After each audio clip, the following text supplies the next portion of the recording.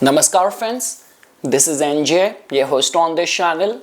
So friends, continuing our discussion on understanding the different karmas connected with various different planets, in this video we will dive deeper into decoding the karmic script of the planet Venus. Because friends, when we talk about the karmas, so you cannot just attach the karma with the action. It tells more about the intent. It tells more about the motivation. Let me give you a very random example. Like four people are like plucking flowers from the garden. They all are doing the same act. One person might be doing it to offer it in a temple to the god. Another person might be doing it to sell in the market.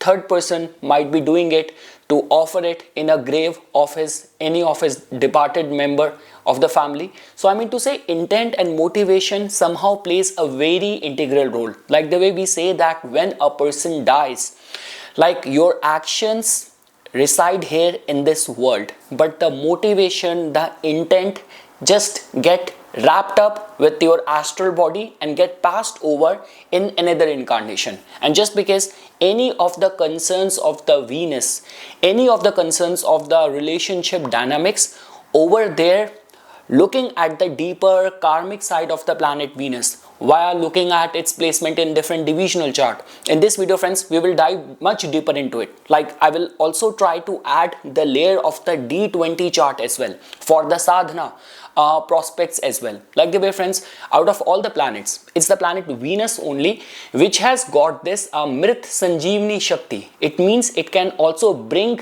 back the dead back to life. Like that is a kind of a power which has not been even given to the planet Saturn or even to the planet Jupiter. See, there are like various combinations. Like I still remember when I just started like researching in Vedic astrology, and I was listening to this lecture by Shri K.N. Rao sir. He mentioned this thing that, for example, there are like certain planetary alignments with those combination. If someone has Jupiter in the 8th house with various combination, so that means no one will die in front of this person. Death cannot happen in front of this person. So there are like many combinations, and just because Venus has that capacity to revigorate, so how it will influence, which specific area of life it will influence you, all of that we will try to dive deeper into this discussion.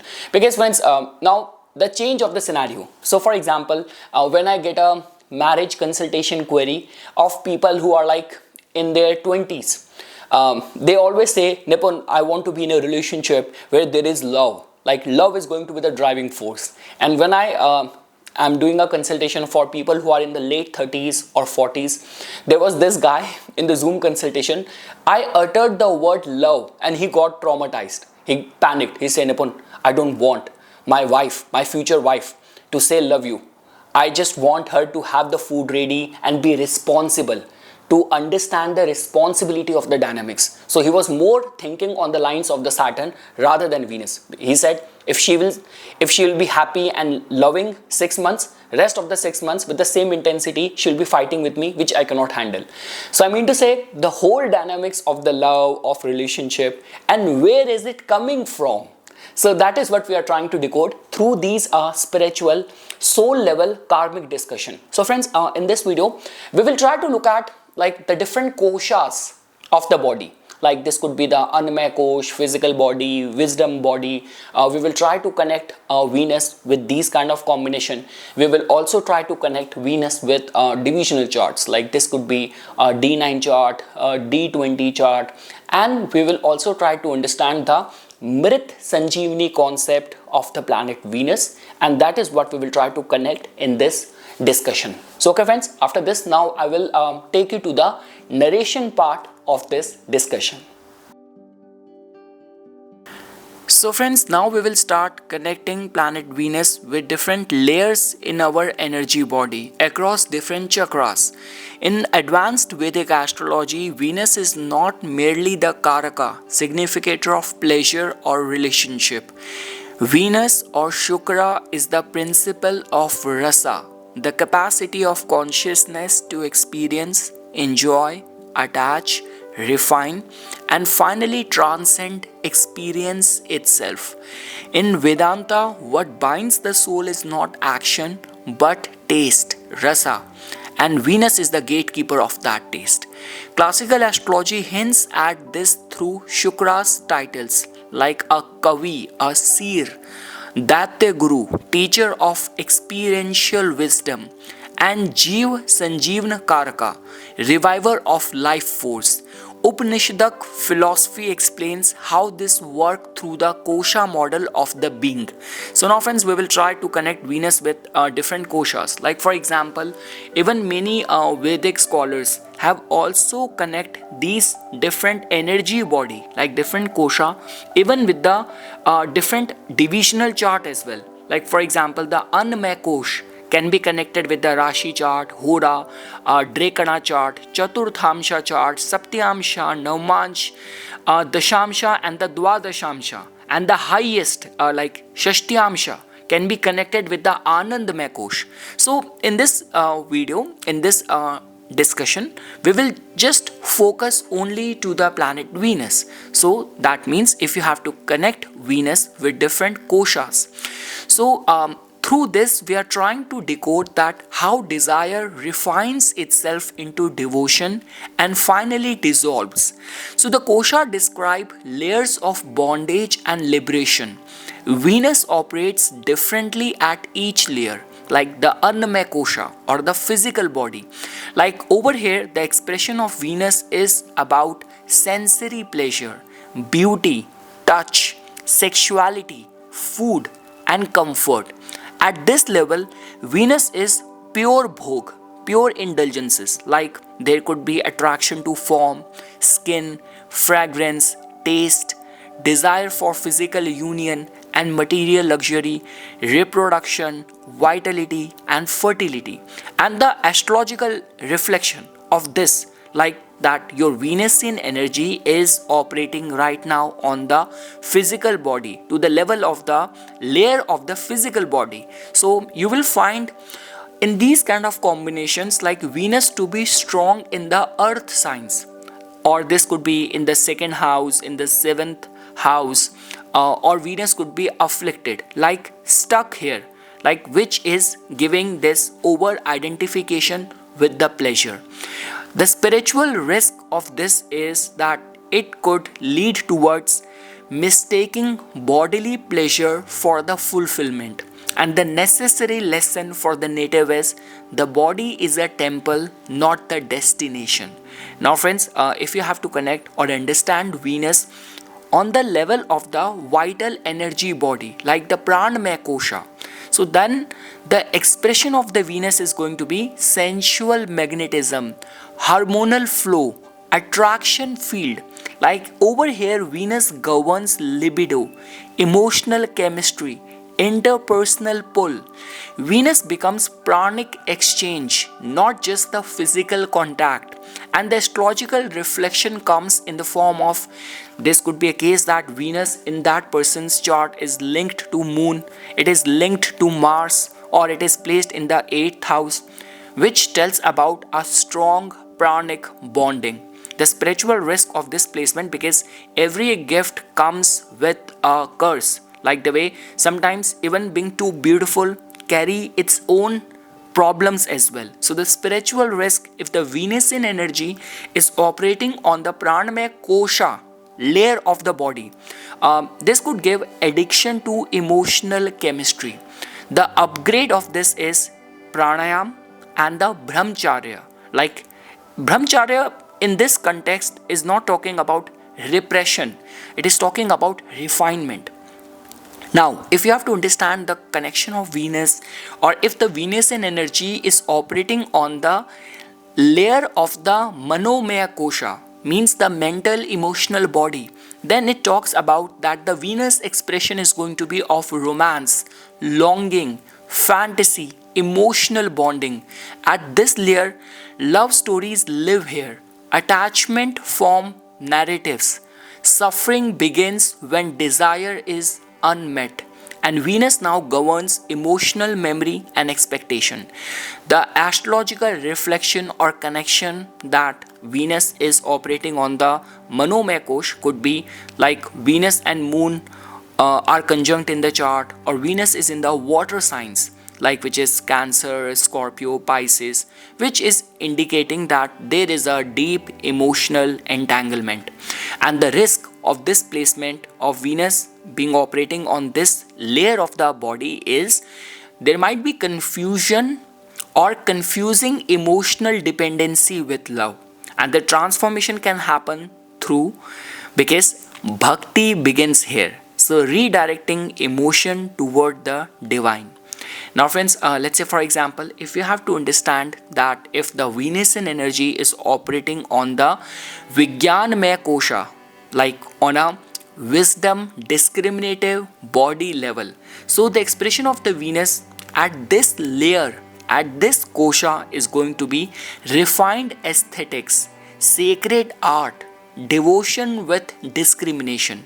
Venus becomes like rasa with awareness, where you will see that love without ownership, beauty without craving, and relationship without bondage.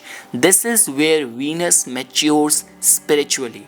And the astrological testimony of this is that you might have Venus conjunct with Jupiter, or Venus might be strong in the D9 chart, Venus might be strong in the D24 chart. So this is a benefic dignity. And the spiritual shift is going to be that desire is no longer denied, it is purified. So desire is no longer denied, it is purified. So friends, if the energy of the planet Venus is operating on a bliss body level, like on the Anandamaya Kosha, then the expression of the Venus is going to be divine love, Prem Bhakti Ras. At this level, Venus is no longer personal. Love is causeless, and bliss is independent of objects. This is Venus in Pisces at its highest octave. And the astrological testimony of this could be that the native might have exalted Venus, Jupiter, Ketu have got some connection in the chart, or the native might have a very strong D20 chart, which is the chart of the worship potential. And you will see that with this, the state of the person is going to be that love exists, but the lover has dissolved. And friends, although there are like 5 energy body layers, but if you have to also understand it on the transcendental level, beyond the koshas, so like here Venus completely disappear, no desire, no rejection of desire, only being.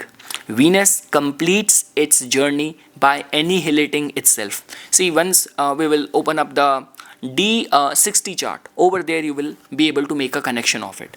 Now friends, if you have to understand and connect Venus and the chakra ladder in the human body, so see, chakras can be looked at in a way that your chetana, your consciousness, because see friends, like the way for example in the West and the modern form of medicine, psychology, they have devised their own measurement tools. Like for example, if you have high body temperature, there is a thermometer to measure that.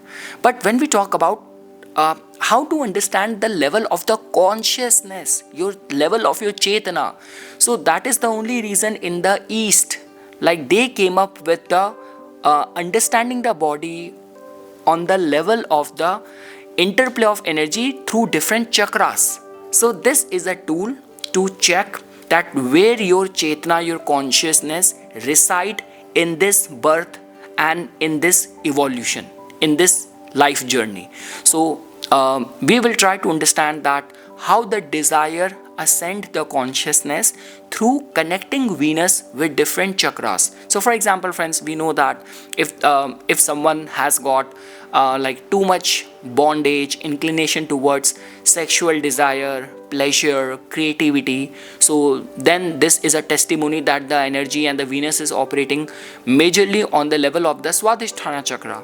And let's say for example, if the energy is operating on the level of the attractiveness, power in the relationship, validation. Then the Venusian energy is operating on the level of the Manipura chakra. When we talk about unconditional love and compassion, then that means energy is operating on the level of the Anahata chakra.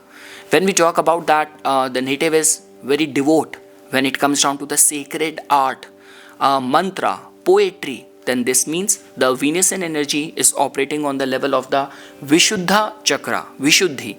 And if the native is like has completely dedicated himself or herself to devotion without object, then that means the Venus is operating on the level of the Ajna chakra. And lastly, if you will see that the person has completely dissolved himself, like if there is a testimony or a manifestation in the form of union beyond the love, you become the love, then this means Venus is operating on the Sahasrara chakra. See friends, Venus must rise from the Swadhisthana. Like here I have not included like the Mooladhara, the root chakra. I have straight away started from the domain of the Venusian energy, which has more to do with the love, romance and desire. So Venus must rise from the Swadhisthana to the Anahita for moksha to even become possible. Astrologically, this rise is seen when Venus is connected to Jupiter and Ketu. Again friends, we have to understand that Venus attains exaltation in the sign being ruled by the planet Jupiter. So these are those people who actually like they live the life completely in synchronicity with all the Venusian principles, with their human life, like with their evolution. Like when they are young, they know the importance and the place of the desires of attraction, companionship. In the mid-age, the same love get directed towards raising family. And once they start reaching that stage, when they have to now align themselves to the higher purpose, higher cause. So that can only happen if you will see Venus having any connection with Jupiter or Ketu. And if Venus is placed in even in the Sagittarius or in the Pisces, that is one more or less the same placement. And if Venus activates the 9th house, 12th house, Karakamsa chart, Karakamsa Lagna or the D20, that also talks about that this rise will happen in this lifetime. Now friends, when we talk about in a way, the great esoteric secret of Venus is what binds is not desire, what binds is unconscious desire. Venus is the only graha that starts in pleasure, passes through suffering and ends in bliss. So that is why Shukra is called Kavi, the one who knows suffering, enjoyment and transcendence. So friends, the final summary of this section of connecting Venus with different koshas and the chakras is that Mars burns karma, Saturn exhausts karma, Ketu cuts karma. It's the Venus which dissolves karma by refining desire into devotion, not by killing it. When Venus is understood correctly, relationship becomes sadhana, art becomes prayer, and love becomes liberation. At that point, astrology itself bows to silence. And friends, just because I gave a reference of like how can we interconnect Venus with like a different divisional chart, like we have understood that once the energy of the Venus has reached and ascended to the higher chakras, like this could be the Vishuddhi chakra, Ajna chakra, or like reaching Sahasrara is something which the elevated enlightened saints only can do, like the way the example which comes to my mind is of the Anand Mahima. So but let's say for example, how can you connect it through divisional chart? Because when we try to understand the energy of the Venus through different chakras and the koshas, same can be understood and measured and mapped through this blessing and the blessing tool of astrology, which is about decoding the same in the divisional chart. So, and again friends, that is the only reason why astrology has always been seen as a science of guidance, of growth, of evolution. That was not the case long time back, where people used to visit an astrologer to ask about when will I get married or when will I win a lottery. So astrology in a purest sense is used to show that, okay, in this path your evolution will happen, your growth will happen. Because the beauty of the astrology is that all the basic and the main essentials of the life can be predicted with complete accuracy, like how much contentment, happiness and comfort you will get from the marriage, how much contentment will you get in terms of from your children, and how is going to be your health. All of that can be predicted. But when we talk about other areas of the life, they are subjected to your free will, like the kriyaman karma which you are doing every day. I still remember, friends, there is a very very renowned astrologer, very senior. So I was once listening to his lecture, and he mentioned this thing, that people have this wrong notion that when it comes down to the four purusharth, like dharma, arth, kam, moksha, and if you have to divide them between the free will and the destiny, free will versus fated. So he said, those were the words of that senior astrologer, that you have to connect like dharma and the moksha with the free will, and arth and kam with the destiny. I was like surprised, this is different. So then he gave this logic explanation that, see, arth and kam is fated. Why? Because how many of your wishes will get fulfilled in this lifetime, it's already written. And when we also talk about the earth, so how much wealth you will attain, what is going to be your source of livelihood, that is somehow is pre-written. That is a part of the destiny, your standard of living. But when we talk about dharma, so whatever wife you have got, whatever children you have got, how you're acting with them, are you taking your everyday decision with righteousness or not, which is dharma, that is your free will. And then ascending to the path of the moksha in the best of the circumstances, environment, in the dasha, so that is also free will. So that is the only reason. So okay friends, now we will come back to our discussion on this, that connecting Venus and connecting the chief domain of the Venus, which is about desire. So desire across lifetimes, from bhog to bhakti to moksha. So see, Venus is the only graha, only planet that carries desire intact across incarnations. Mars carries action memory, Saturn carries death memory, Ketu carries release memory, Venus carries the rasa smriti, the taste the soul developed for love, pleasure, beauty, union and devotion. Classical hints come from Brihat Prashara Hora Shastra, where Shukra has been described as a Kavi and the Jiv-Sanjīvanī Karaka. I will talk about that. And are spiritually decoded through the Jaimini Sutras, where liberation depends on how desire is refined, not denied. So we now read Venus across 3 lifetimes at once, like D60, which will talk about why the desire exists, origin. D9, Navamsa, how desire seeks union now, operating pattern. And the D20, how desire must be surrendered, exit strategy. So friends, Venus's placement in the D60, and also friends, someone was asking me this question in the comment section, hey Nipun, will we use the aspect the same way we use in the ascendant chart? Yes, it's the same. Jupiter has got 5th and the 9th aspect, so you will use the same aspect even in the divisional chart. So for example, if in your D9 chart, your Jupiter is placed in the 5th house, so with its 9th aspect, even in the D9 chart, it will look at the 1st house of the D9 chart. So the rule of the aspect is equally applicable across all the divisional chart. So okay friends, if you have to understand Venus in the D60 Sastyamsha chart, that means you are trying to decode the past life origin of desire. D60 will answer, the placement of Venus in the D60 will answer what kind of desire did the soul cultivated before this birth. Now the strong or the well placed Venus in the D60 will give this indication from the past life that you might have harmonious relationship, bhakti oriented love, aesthetics or devotional lives like artist, poet, temple servers, the carryover effect which will come in this lifetime, natural charm without effort, love will come very easily, and pleasure will not disturb your conscience, your chetana. Spiritual note is that desire here is desire, here is already sattvic. Moksha is delayed only by residual sweetness, not bondage.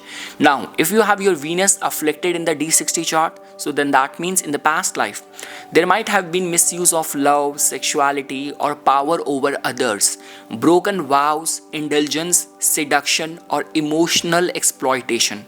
And the carryover effect in this lifetime is going to be repeating the relationship pain, guilt, shame, or compulsive longing, attraction to unavailable or karmic partners. And the spiritual note for you is, this is unfinished rasa karma. The soul must feel fully what it once caused. And also friends, because any connection connected with the spirituality, we cannot overlook the importance of the planet Ketu. So Venus and Ketu in the D60 chart, like this could be in any way they are making a combination, exchange. So then that means in the past life, native could be a renunciate or bhakt, devotee, who abandoned love prematurely, escaped relationship for spirituality. And the carryover effect is disinterest in romance, emotional dryness or sudden withdrawal, difficulty integrating love with spirituality. And the correction is, this life demands conscious re-entry into love without attachment. I always say this thing, friends, that like your trine houses and a strong nodal axis in itself gives power to the flow of the life. I always say, if you have a strong trinal houses, then you do not have to plan anything, because the flow of the life is intelligent enough to plan and bring everything at the right time to you. These are those people who tend to have a very strong divine timing. So okay friends, now let's understand Venus in the D9 chart in the Navamsa, which will tell about how desire seek union in this life. D9 Venus will answer, how does the soul experience intimacy, union and refinement now? D9 is not just marriage, it is how desire matures. A strong Venus in the D9, it will tell about that in the current life, it can give you stable love, refinement through partnership, pleasure that educate rather than bind. In a higher octave, marriage and relationship become like a sadhana. You would have noticed that majority of the saints and like the rishi, they also were in a household as well. They all have had a wife as well, a partner, a spouse as well. So the marriage or the relationship in itself becomes sadhana. And you will see it in a form of, if Venus is like in Pisces, exalted in its own sign, Taurus, or this could be Libra, it is making any connection with the Jupiter, or Venus in trines, in the trine houses in the D9 chart, or in the 7th house of the D9 chart.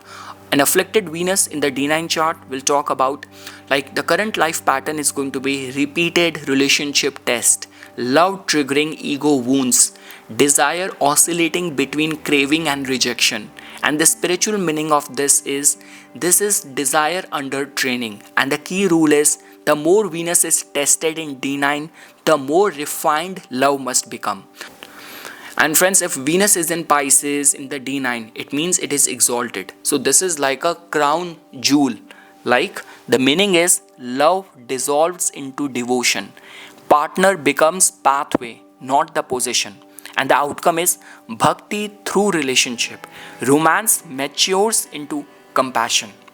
Now friends, if you have to connect Venus and study Venus in the D20 chart, Vimsamsa chart, so this will answer that how desire must be surrendered. Venus in the D20 chart will answer, can desire transform into devotion or must it be burned?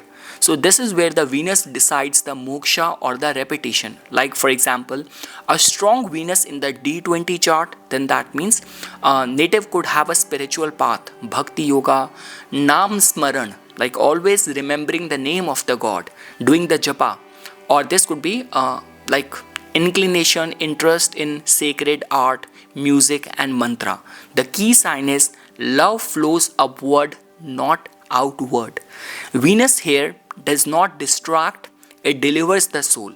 And if you will find Venus to be like afflicted in the D20 chart, then this can give the spiritual crisis like emotional indulgence disguised as devotion, or pleasure seeking spirituality, dependency on the external sweetness.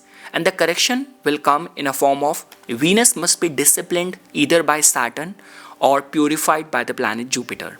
And friends, like role of Ketu, like Ketu influencing this Venus in the D20 chart. So although in most of the D20 charts, it has been seen that you will find Rahu and Ketu to be together in the D20 chart. So then that means if in any capacity Venus is co-joint, so this will talk about this could be a highest renunciation marker, desire already transcended, bhakti without object, love exists but no lover remains. And the danger is neglecting the body or relationship completely. So friends, now if you have to understand the lifetime flow of the desire synthesis with a combination of the Venus, D9, D20 and D60. So D60 chart like tells more about Venus's role over here is about the karmic residue. It asks the question, why do I desire? Venus's role in the D9 chart has more to do with the refinement. Here the question is, how do I love? And Venus's role in the D20 chart is with the devotion. Here the question arises, how do I release? So the evolutionary arc for Venus connecting the D60, D9 and D20 is D60 can give information. It will come as a surprise. It can give information of the pleasure potential. The D9 will refine the union and D20 will cause the complete dissolution.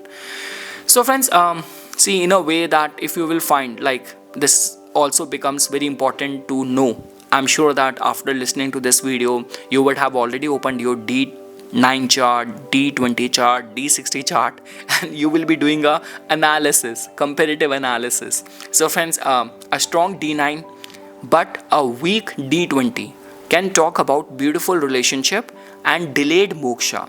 A weak D9 but a strong D20 talks about broken love will become the devotion. An afflicted D60 and a strong D20 will talk about past misuse redeemed through bhakti. And Venus dominant across all the three charts like D9, D60, D20 will talk about soul chosen to master the rasa itself. So friends, the final esoteric realization of this combination of the divisional charts is desire does not oppose liberation. Unconscious desire does. Venus teaches the soul in stages. For example, enjoy consciously, love wisely, and release gently.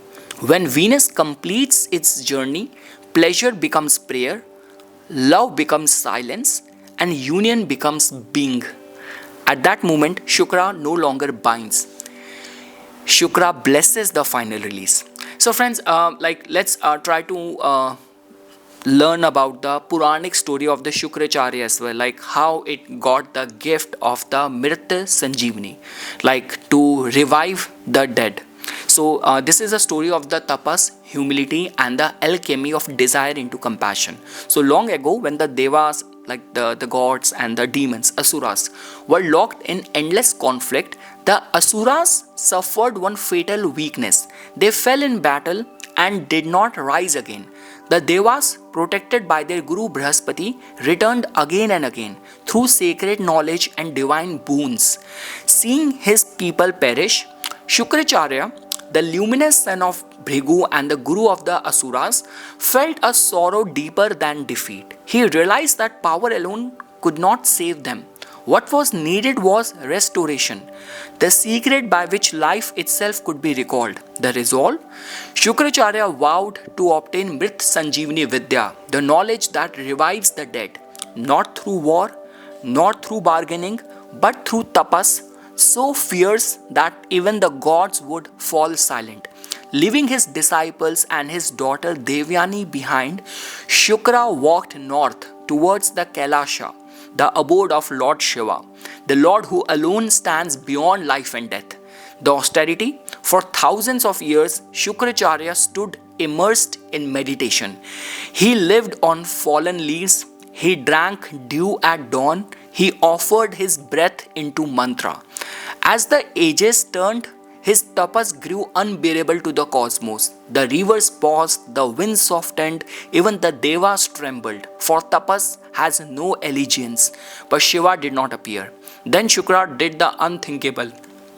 He entered a funeral pyre and offered his own body as oblation, chanting the names of Shiva as flames consumed flesh, bone and thought. Venus, the planet of pleasure, comfort and sweetness, chose fire, loss and annihilation. Now Shiva's test, at the moment when nothing of Shukra remained but will, Shiva emerged, ashen, radiant, immeasurable. Shiva asked, "Why do you seek mastery over death, O Kavi?" Shukracharya replied, "Not as Guru, not as a Brahmin, but as a servant. Not for the conquest, not for ego, but because my people die without knowledge. Grant me the power to restore life, so suffering may learn, not end." Shiva smiled. For the first time, desire had asked nothing for itself. And here comes the descent of the Mṛta-Sañjīvanī. Shiva whispered the Mṛta-Sañjīvanī mantra, a Vidya so subtle that it cannot be written, only transmitted heart to heart. And then Shiva did something no scripture forgets. He revived Shukracharya himself, not merely restoring life, but transforming desire into compassion. Thus, Shukra became the knower of death, the restorer of life, the only guru who could bring back what karma had taken. So friends, the hidden meaning of this is that, see, this is why Shukra is called Kavi, the seer of rasa. Like Brahaspati, Jupiter teaches by wisdom. Shani, Saturn, teaches by loss. That is the only reason. Even the Sadesati is called as the Dirgha Kalyani. It means when Saturn does the audit of all the past years of yours and accordingly rewards or punishes you. Ketu teaches by the detachment. Shukra or the Venus teaches by reviving what is broken. So Mṛta-Sañjīvanī is not merely revival of the body, it is the power to restore faith, love and dignity after devastation. And see, this is why Venus roots healing through relationship. Venus revives fallen marriages, broken hearts, lost meaning. Venus grants moksha not by cutting desire, but by purifying it. The esoteric truth is, Shukra did not conquer death. He learned to love beyond it. And that is why Venus alone carries the memory of sweetness across lifetimes, because it once walked willingly into fire and returned with life in its hands. So friends, now if you have to connect the same Sanjeevani with astrology, like for example, how Venus revives what karma has killed and why Venus daśā feels like rebirth. So I will tell you about like the astrological signature of the Mṛta-Sañjīvanī in the charts, and why we say that Venus daśā can revive after the collapse, because obviously before the Venus you have endured Ketu. And Ketu is known for breaking things, right? Or for bringing that like collapse in the life. So why Venus is attached with revival after that? So we will now look at that, pure astrological terms. So friends, see, the astrological signature of the Mṛta-Sañjīvanī Shakti is, Mṛta-Sañjīvanī is not immortality. It is the power to restore what has crossed the threshold of the loss. In charts, this power appears only when Venus is linked to the death houses yet protected by grace. So the core principle from the Paurāṇic logic is, Shukra learned Mṛta-Sañjīvanī by entering death consciously. Therefore, Venus gains the revival power only when connected to the 8th house or the 12th house without being destroyed. So that means the primary signature is, if you will see, like Venus is connected to the 8th house or the Lord, 8th Lord, like through conjunction, aspect, exchange or being a dispositor, then that means Venus knows the loss, betrayal or collapse, can rebuild after devastation, and it result in people who become like healer, therapist, marriage revivers, people who save relationship, reputation, lives after ruin.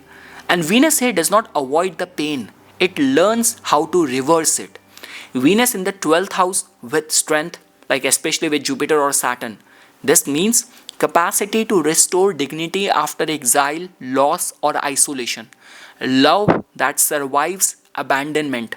The Purāṇic echo is Śukra burnt himself, then returned. Venus and the Jupiter connection, friends, like Venus and Jupiter connection can be seen as the grace seal. Jupiter is the divine permission, Venus is the restoration mechanism. That means without Jupiter, Venus may revive temporarily, but with Jupiter, Venus revives permanently.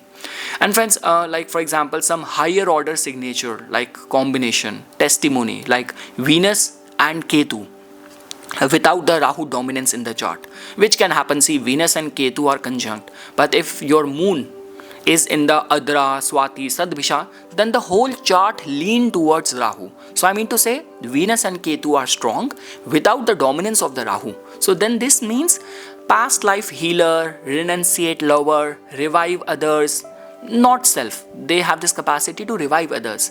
You generally see this in the saints who uplift fallen souls, partners who restore broken people. If Venus is making a connection with the Saturn, this means life collapses slowly, revival is slow but lasting. This is the Shukra after fire, not the youthful Venus. And friends, also the divisional conformation, we know that in the D9 chart, Venus tested, not indulged. In D20, Venus is linked to bhakti, not the pleasure. And in the D60, Venus shows the prior misuse and the current redemption. So Mṛta-Sañjīvanī appears only when Venus has paid a price. And also friends, please don't be this mindset that you have to understand that what is not Mṛta-Sañjīvanī? Just a strong Venus with no loss indicator. Because see, the whole concept of revival is that you need to have that revival power and there has to be a loss at the same time. So if Venus is strong but not in the 8th house, 12th house, then this is not going to be valid. You do not have to lose something to gain something. But the turmoil or the irony, the enigma with the 8th house, 12th house and Ketu is that you have to sacrifice something to gain something. Something has to die for something to live. So what is not Mṛta-Sañjīvanī? Strong Venus with no loss indicators, or Venus and Rahu without any Saturn or Jupiter influence is not a Mṛta-Sañjīvanī testimony or a case or a signature mark. Or a pleasure only Venus, like Venus is like is in a proper pleasure giving combination in a chart which is also indicative of the same, then you cannot say that this is a Mṛta-Sañjīvanī combination, because these are just enjoyment, not the revival. And lastly friends, like the way I mentioned that why the Venus daśā. See, we will have a separate discussion on this. Now I am very much motivated enough because the kind of response I am getting. So most likely I will be making another video on the Venus daśā. But see, why we say that the Venus daśā feels like the life after the death? Because I mentioned this thing, because immediate before the Venus, the native has gone and has endured, dealt with Ketu. Ketu is the harshest force. So then that means the Venus daśā can actually restore your self-worth, revive the relationship. Not necessarily the same ones, but it can revive. Like old marriages may heal, or new karmically cleaner bond appear. The soul learns healthy attachment. See, this mirrors Shukra's role, bringing the fallen back into life, or restore the taste for the life. Like after depression, meaningless dryness, Venus can restore the rasa, art, beauty, affection, re-enter back in your life. But now there is no illusion, because illusion has been dealt with. So Venus daśā will become like a spiritual rebirth. Like Venus daśā will become like Mṛta-Sañjīvanī level when Venus is connected to 8th house, 12th house, Karakamsa or D20. And Saturn has already broken the false structure.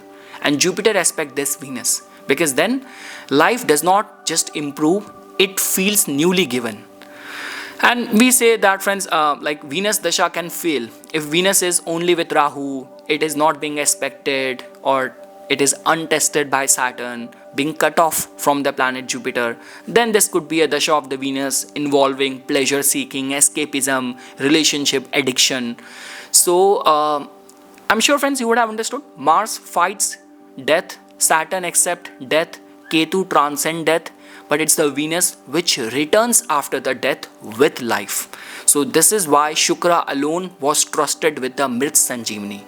And the final contemplation is, friends, that Jupiter teaches the truth, Saturn teaches the endurance, Ketu teaches silence. It's the Venus teaches how to love again after everything is lost.